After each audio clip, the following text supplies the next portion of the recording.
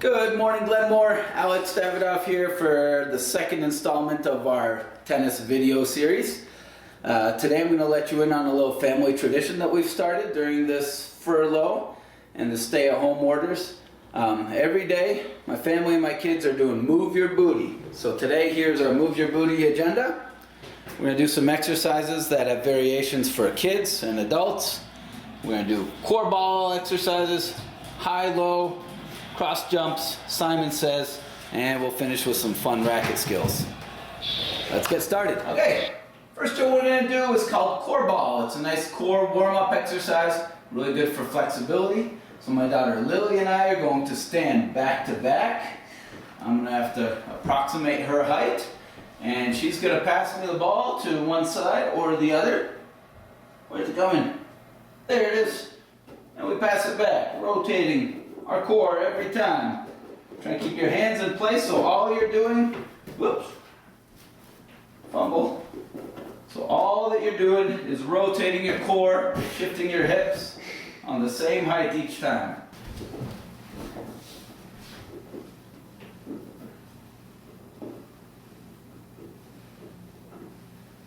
Great. And switch.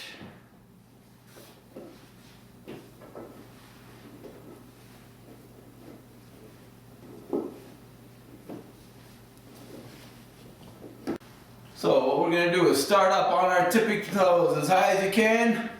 Move in place, stay on your toes, and then when I say down or low, you're going to get down in a ready position. Just like this. Really, really low, ready to pounce back up. Okay? Are you ready? Here we go. Let's start high. And low. High. And low. High.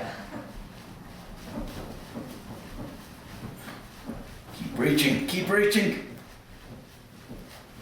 And low. High. And this time when we go down low, we're going to finish with 3 kangaroo hops. Jump up as high as you possibly can in place. Low. 1, 2, 3.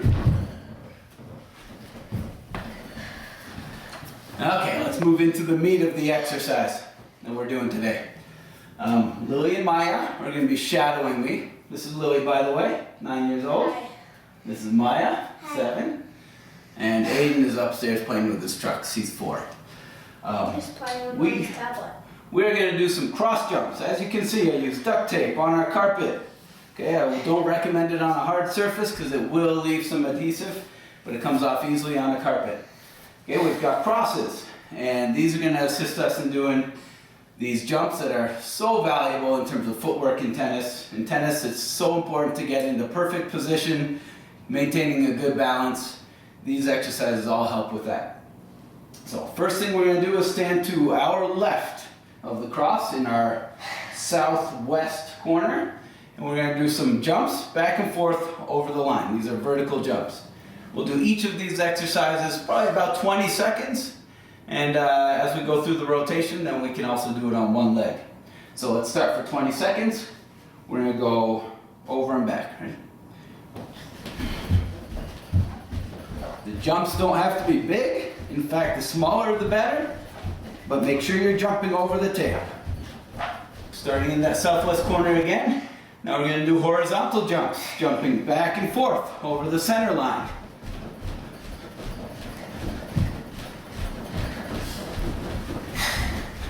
Keeping those feet together, keeping the head still. Next one, we're going to do diagonal jumps, going from southwest to northeast. Stay facing forward here. Okay, doesn't work if you're facing the camera or facing diagonally, then you're just doing side jumps. Okay, let's do the other side. We're going southeast to northwest. Ready, go. 20 seconds of these. Oops, you see me step on the tape? Yeah. Oopsies. Now we're going to go clockwise around our circuit. 2 feet. 1, 2, 3, 4.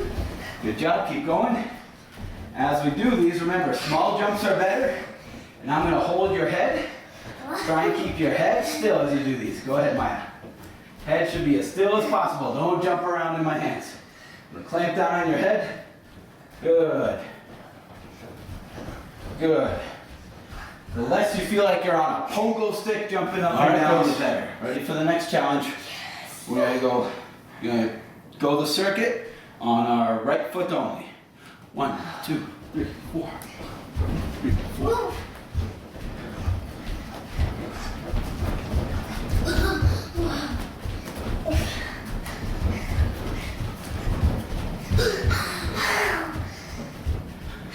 Other foot the other way.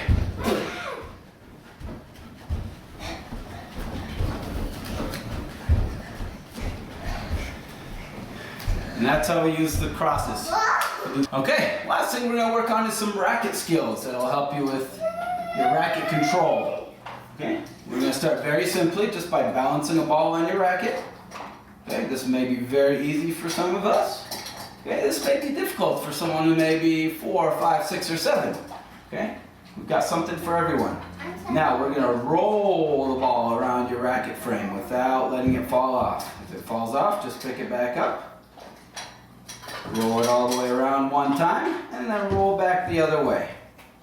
If you have a very thin frame, it's harder. If you have a thicker frame, it stays on better. Okay. Next thing we can do are some light little bounces. Watch me before you try. Light bounces. Okay.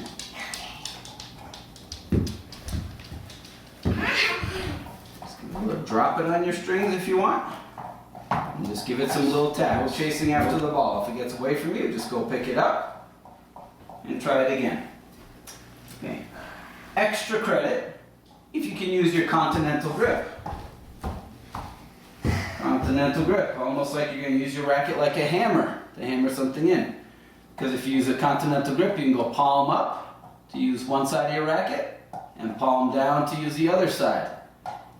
And then if you can flip it back and forth, that is the ultimate upward bouncing technique. Okay, next, really good to develop soft hands and drop shots for those more advanced players. We can practice tossing the ball and catching it. Tossing it and catching it.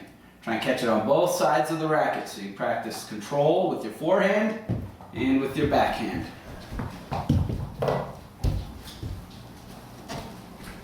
We'll do all those later, okay? I want to move on to the last one. Okay, and then finally, you can try and toss it with yourself on the racket and do a little karaoke that way. Don't let that ball bounce on your strings, just catch it softly. The trick to it is to raise your racket up with the ball and lower it down as it comes down. Treat that ball like an egg, and you don't want the shell to break.